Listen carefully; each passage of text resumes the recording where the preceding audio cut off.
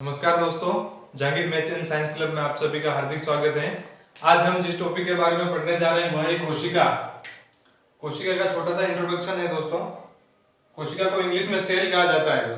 इसको वैज्ञानिक नाम होता है साइटो। इंग्लिश में इसको सेल कहा जाता है, लेकिन वैज्ञानिक भाषा में इसको साइटो कहा जाता है। इस कोशिका के अध्ययन को साइटोलॉजी कहा जाता है दोस्तों।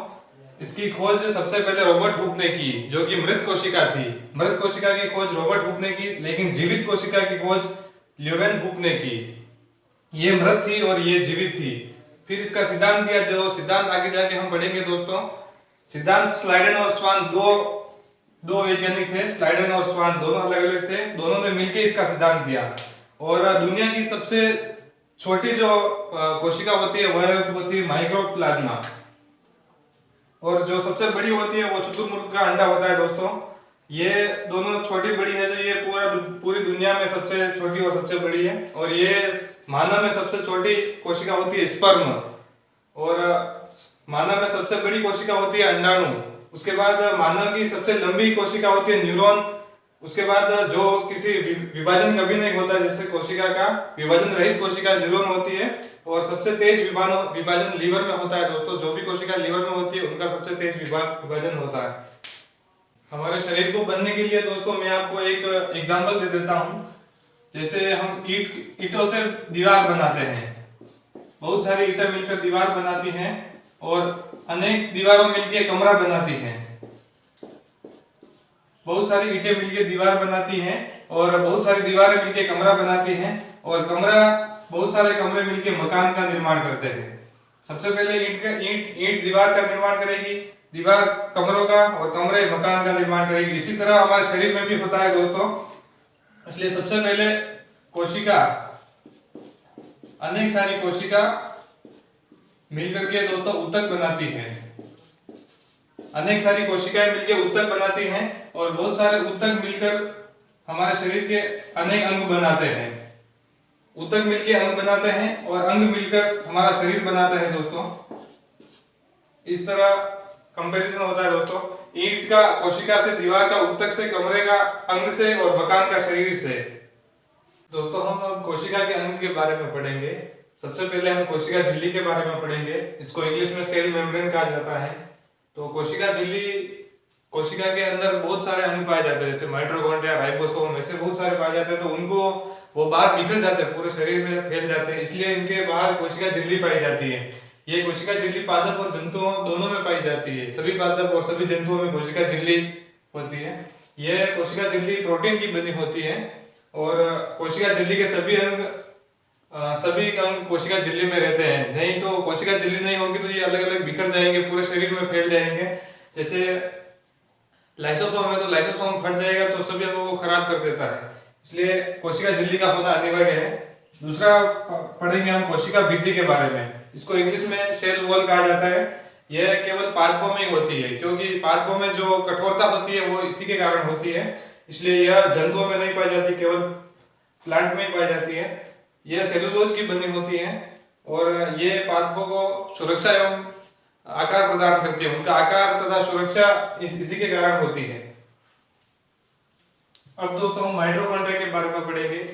माइटोकॉन्ड्रिया कोशिका का शक्ति गृह होता है। इसकी खोज अल्टमैन ने की थी। अल्टमैन वैज्ञानिक है, उन्होंने इनकी खोज की थी। यह श्वसन से वायु प्रदान करके केप्स चक्र के द्वारा 38 एटीपी के द्वारा ग्लूकोज का निर्माण करते हैं। ग्लूकोज हमें ऊर्जा देती है। जो इसकी आंतरिक दीवार होती है वो क्रिस्टी की बनी होती है। माइटोकॉन्ड्रिया की संरचना देखी होगी आपने, ये अंदर क्रिस्टी पाए जाते हैं। ऐसी माइटोकॉन्ड्रिया की संरचना होती है। यहाँ राइबोसोम पाए जाते हैं।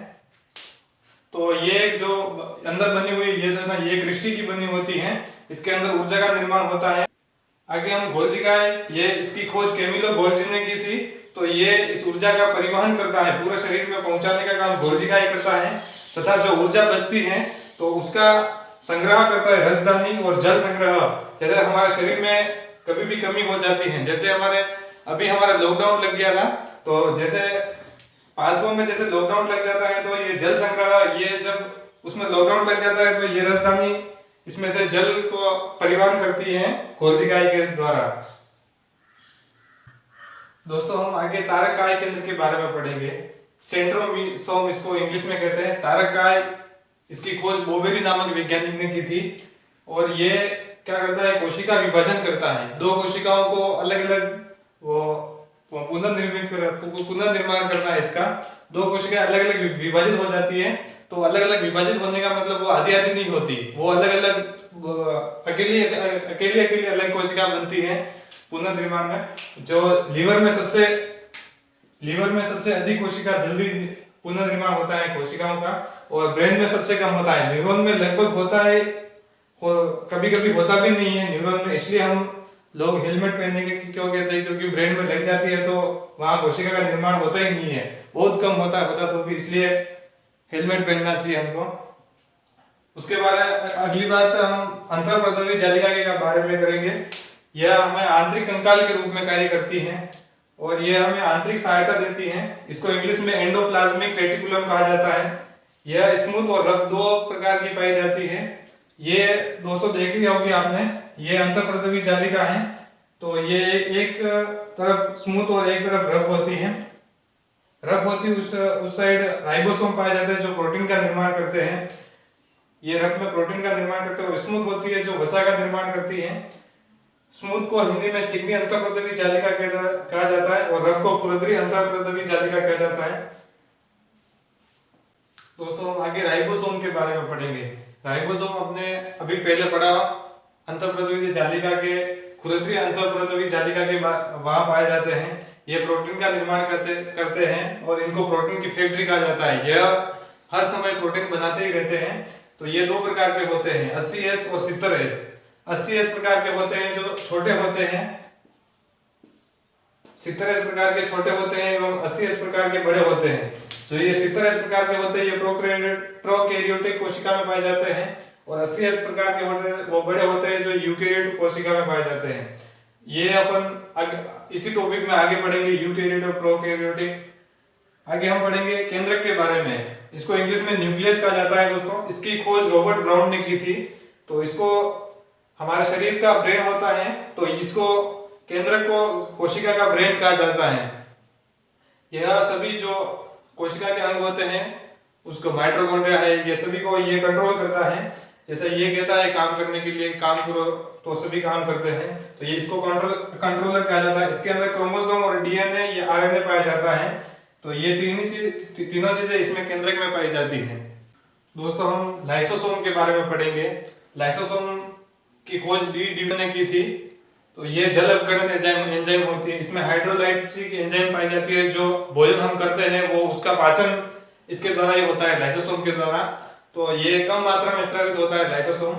तो ये कोशिकीय पाचन करता है, सभी भोजन का पाचन करता है। तो इसे आत्मघाती थैली कहते हैं। आत्मघाती थैली इसलिए कहते हैं क्योंकि ये फटने के बाद कोई भी अंग कार्य नहीं कर रहा है तो ये अपने पास बुलाता है उसको, और ये उससे टकराता है तो वो कोशिका नष्ट हो जाती है, पूरी कोशिका।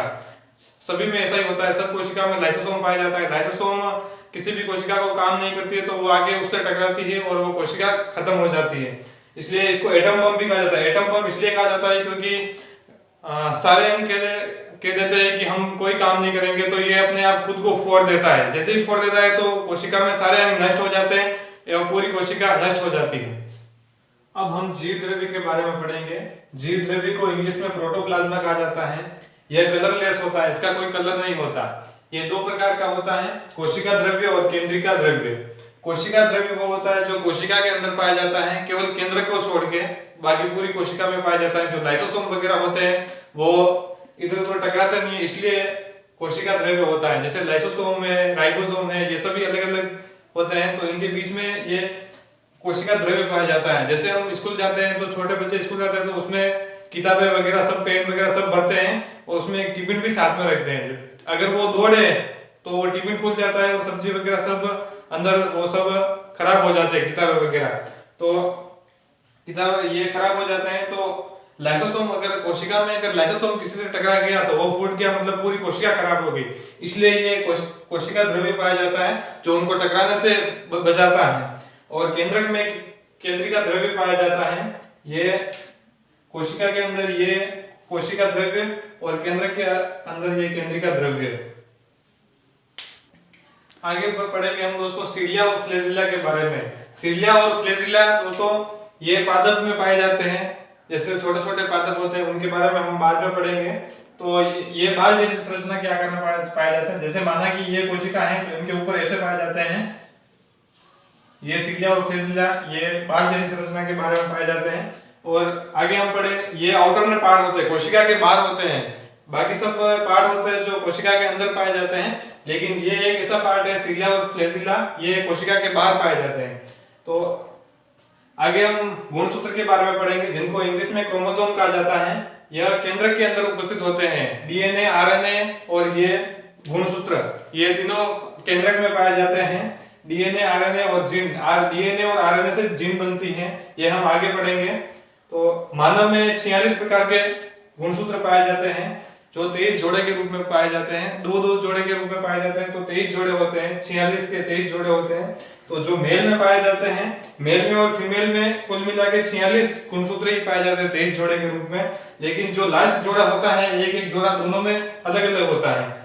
मेल में जो जोड़ा होता है वो X तथा Y के रूप में पाया जाता है एवं फीमेल में XX दोनों XX ही होते हैं। लास्ट वाले जो ये दो क्रोमोसोम है ये अलग अलग हो जाते हैं दोस्तों, कभी ये Y इस जगह आ जाता है, कभी ये X उधर चला जाता है, तो बस ये दो क्रोमोसोम होते हैं, इसमें डिफरेंट होता है।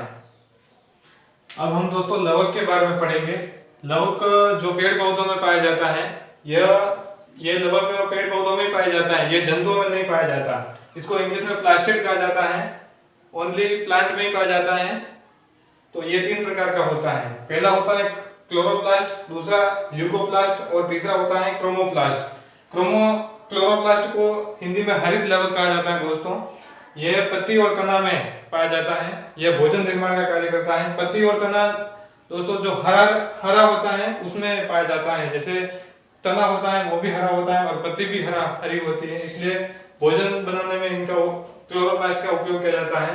दूसरा होता है ल्यूकोप्लास्ट। ल्यूकोप्लास्ट अवर्णित लवक है, इसका कोई रंग नहीं होता दोस्तों, अवर्णित लवक है। यह जड़ और मूल, जो जड़ होती है नीचे और वो मूल, जड़ के नीचे मूल होती है, उनके दोनों के यहाँ अवर्णित लवक पाया जाता है।